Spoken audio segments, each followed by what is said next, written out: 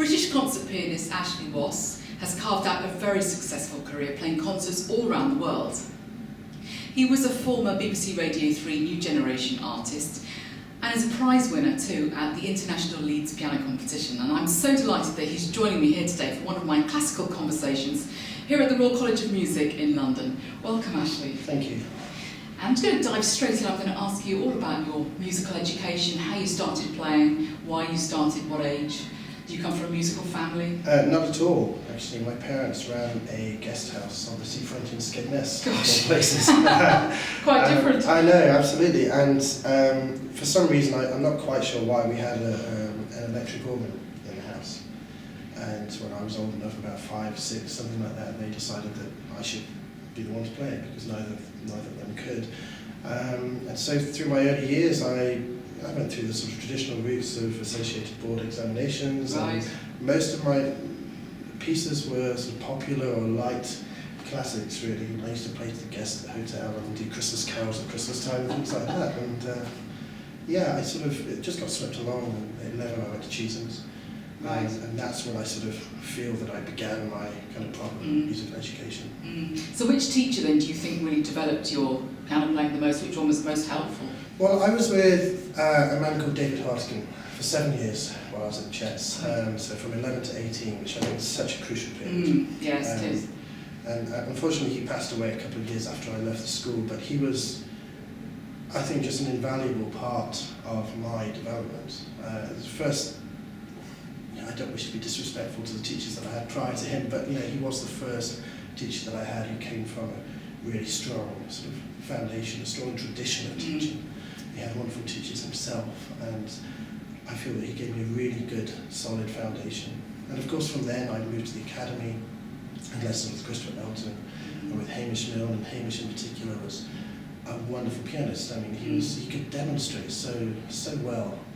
And for me, actually, in my own teaching now, that's one of the key elements that I try to bring, is actually to be able to demonstrate. You can say so much in such a short time if you can play. Yes. And he was such a great colourist, and he taught me so many things. It was fantastic education. And the other great influence was Maria Kircher, who was a student of Schnabel, an elderly Italian lady who lived in London and who I had met at Chisholm. She had come to give master classes when I was 14, 15 or something like that, and had taken me under her wing. And I used to come down a couple of times a term from Manchester and have lessons with her, and when I moved to London permanently, I lived a couple of minutes around the corner from her, and used to go regularly for lessons, and she gave me free tuition, and she was incredibly generous with her time, and as a musician, she was astonishing. Yes, really fantastic reputation. Yeah, I mean, she was at the time when I met her the most distinguished teacher probably in the world, and it was a great honour to be able to play to her. Yes. And I feel that I learned a tremendous amount. So how did you develop your technique? I remember, it's very hard to say. I don't. Are you one of those people that loves practicing Czerny studies? Not at all, no. I can't remember the last time I sat down and played a scale for the sake of it. Yeah, I remember going through the books of Czerny. I remember Maria giving me the Brahms 51, which are invaluable and something that I now give to my students as well. But a lot of my repertoire technique was developed through repertoire, actually, I have to say. And I think David, during those early years, he was fantastic at finding just the right pieces to play. And finding the pieces that would develop areas of your technique which were perhaps lagging in comparison to others, and working with you through those avenues, rather than the sort of business of giving you lots and lots of etudes and scales, which of course nobody really enjoys doing that much. And for a young boy who's perhaps still uncertain that music is what he wants to do, I think a fantastic way to sort of engage them is to actually try and be very specific and very careful about the repertoire that we give them. And you can learn so much from that without actually having to spend hours practicing scales and arpeggios. It's true. You were a prize winner at the Leeds, as I said, and you won the London International Piano Competition. So how did these shape and change your career, do you think? How important were they?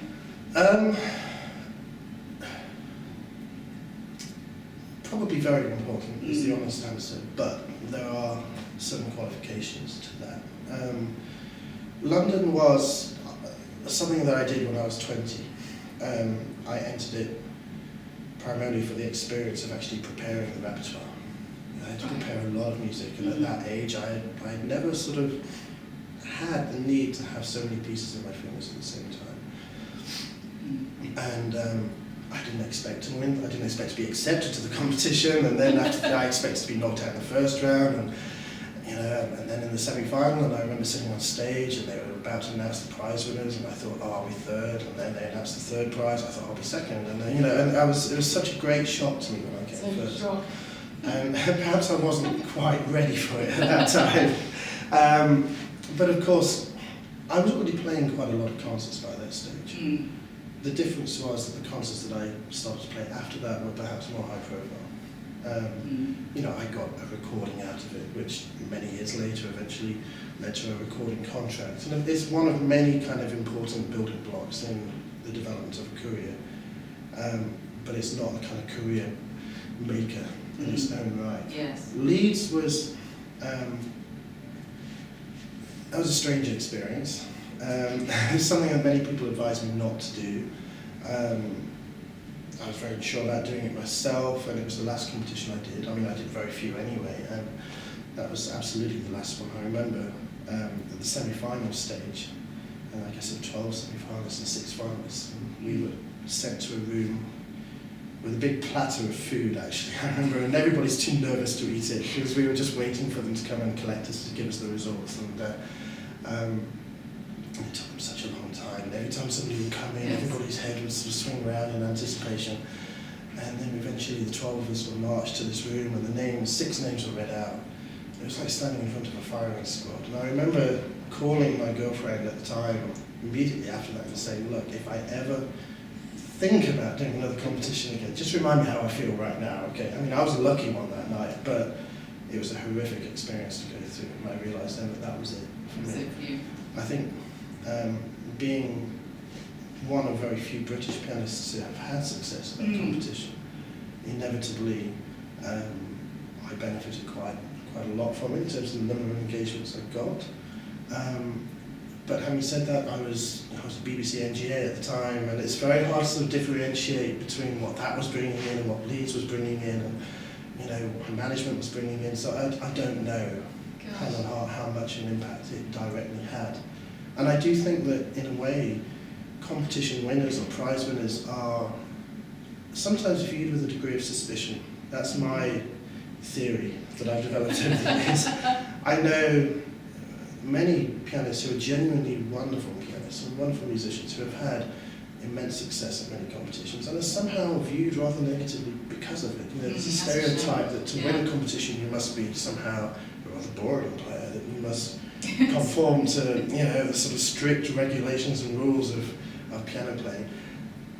It's not true. There are wonderful people who have come through that route. And the idea that if you're really special you don't need to do a competition is nonsense. It's just not that way for everybody. No. If you're lucky, it is, but it's not that way for everybody. And I feel that some of those people that I know who have had great success and are genuinely deserving of immense careers, and who perhaps not having those careers because they've had competition success, that doesn't sit very easily with me, and I feel there's a certain kind of lack of justice there. So competitions are sometimes a necessary evil, but I think there is a danger to them too. You're Professor of Piano here at the Royal College. Do you advise your students to do them? Or do you tell them to do other ways of establishing their career? What do you advise? If a student comes to me and asks to enter a competition because they've done the research, they've done their homework, and they found something that they would really like to do, I don't discourage them. I think on the whole they're a positive experience, but I think the main reason that a student should do a competition is not because of the success and the rewards that can come from winning one, but actually rather from the benefits of preparing for it.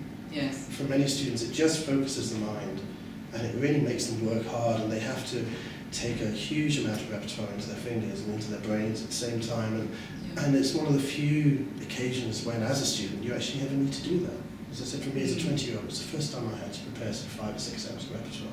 Up until that point, you have a 90-minute recital here, and then a month later maybe a concerto there, and you never sort of take that amount of repertoire on board. Yes. So it's a fantastic way of learning. And you have to learn and work, of course, in such detail that, again, some students don't always find the kind of motivation to do for other things. So I think if you look at it as a vehicle by which to really hone your preparations, then they're worthwhile. So which composers are you drawn to? What do you really enjoy playing?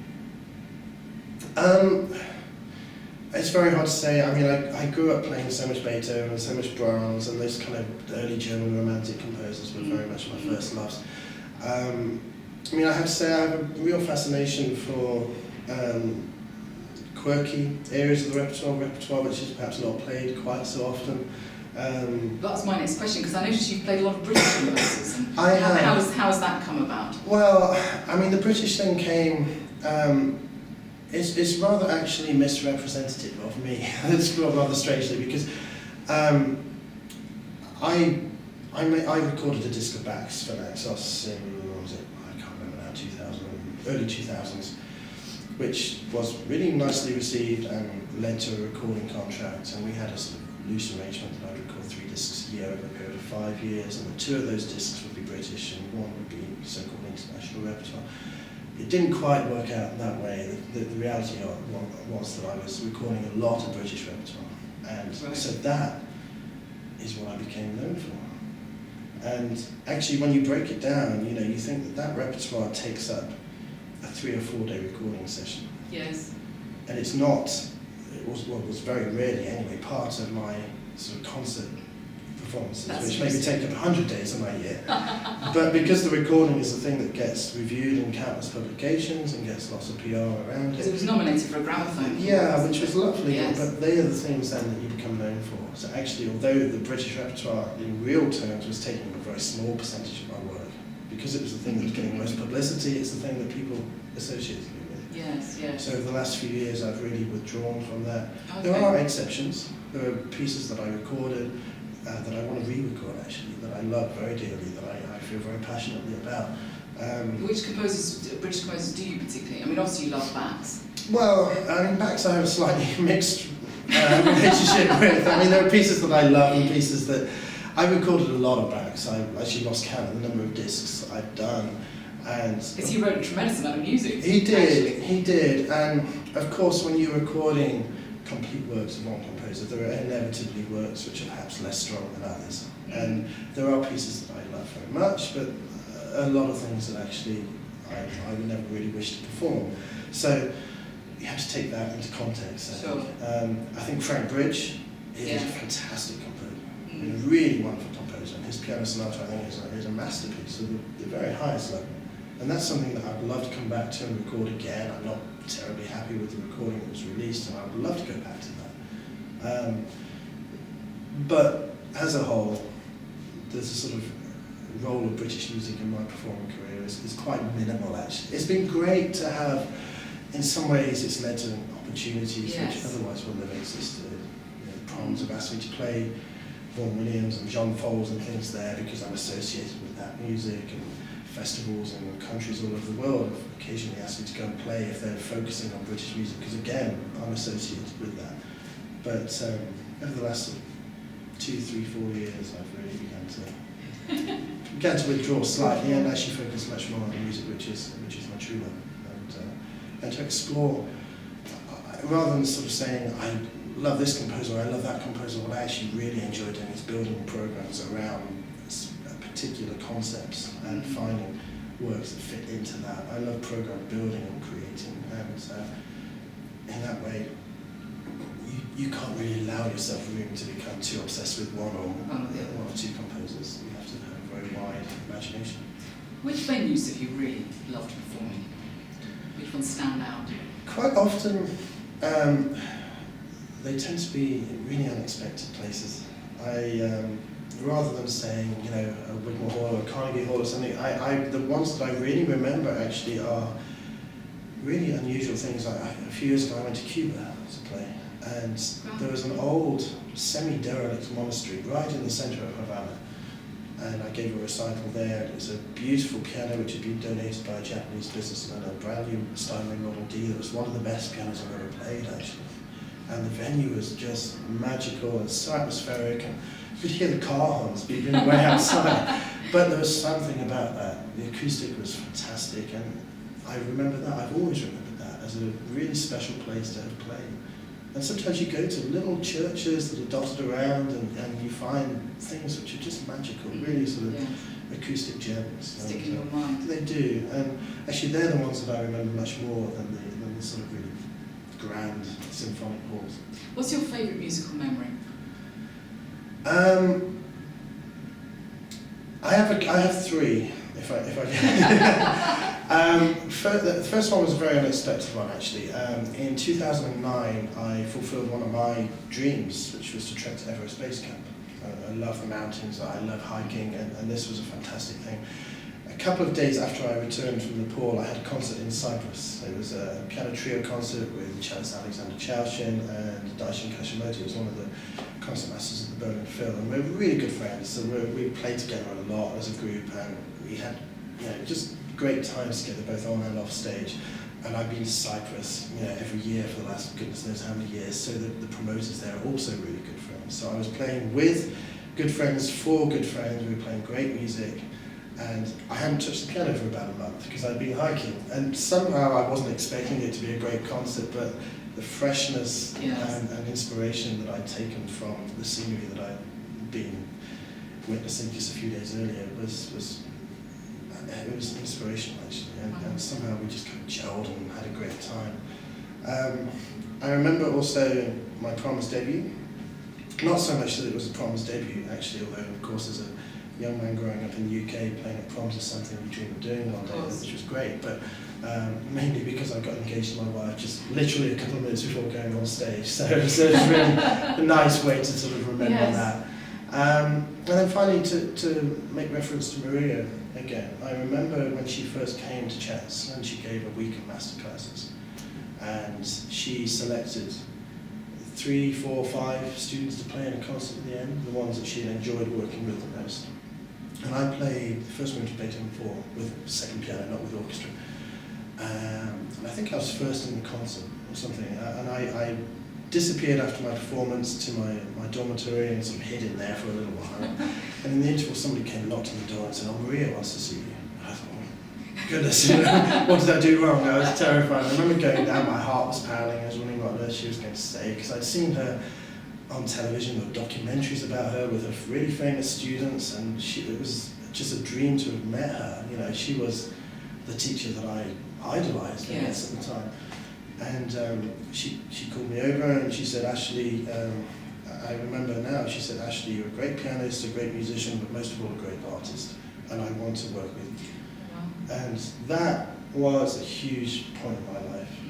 That was a monumental event, and I did. As I said earlier, I sort of used to come down regularly for lessons with her, and just to have been given that blessing by her was awesome. So what exciting plans have you got for the rest of the year? I've got a busy year of concerts and recordings, which is lovely. I've just started a new piano trio with Matthew Trussler and Thomas Carroll, which is really exciting. Actually, we've got some great plans for that, with various sort of commissions and things, which are lovely. So, and again, recordings for that as well. Just about to go to California next month for a series of concerts, and concerts in lots of different places. I'm trying to sort of spend as much time at home as I can, because I've got a young baby now, so it's always a pain when I have to go away, as much as I enjoy the sort of musical life. I have to say, it's such a wrench now to leave my daughter that I try not to go away too much, but it's a busy year, it's a good year, I think. So what does playing the piano mean to you? It means a life of freedom, a life in which I'm mostly in control of. I'm my own boss, which is nice. But most of all, I think it means a form of expression. I'm quite a shy person, actually, and the piano is one place where you feel that you can give everything of yourself without inhibition. We don't have, there's no room to be shy at the piano. We can't possibly be shy at the piano. So I think as a means of expression, for me, for somebody who perhaps doesn't always find it easy to express myself in words, it's just a great vehicle by which I can give everything of myself. Thank you so much for joining me today, Ashley. It's a pleasure. Thank you.